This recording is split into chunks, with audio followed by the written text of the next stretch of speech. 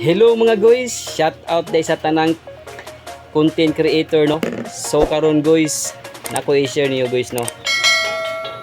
Ako kay bag-uhay medyo ko aning pagka content creator nako guys no.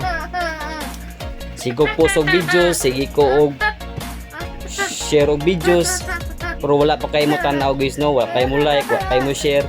So laban lang gyud ta mga guys no. Kay diha man gyud ta magsugod guys sa gamay pa man gyud.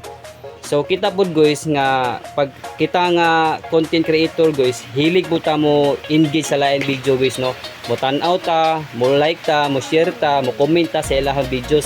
Dili kay content creator ta, sige lang tagpo og videos. Dili na siya makataas sa atong performance, sa atong engagement mga guys no. So sa tanang content creator guys kanang mga bag-uhay pa, laban ni kita mga guys no. Kay basin day mapansin ta ni Lolo Mita o si tawag ba ni Angkor Mita baka ni o Yuan Mita. So inga na guys no.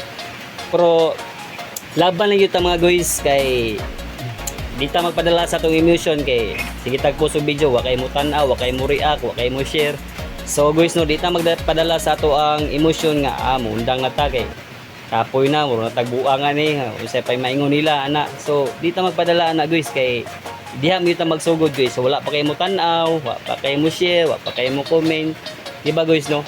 So laban lang gyud ta mga guys kay naragi panahon kaluyan ta sa Ginoo mga guys.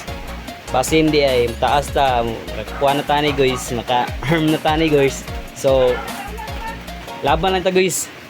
Sige guys, laban lang guys. Balag murag buang.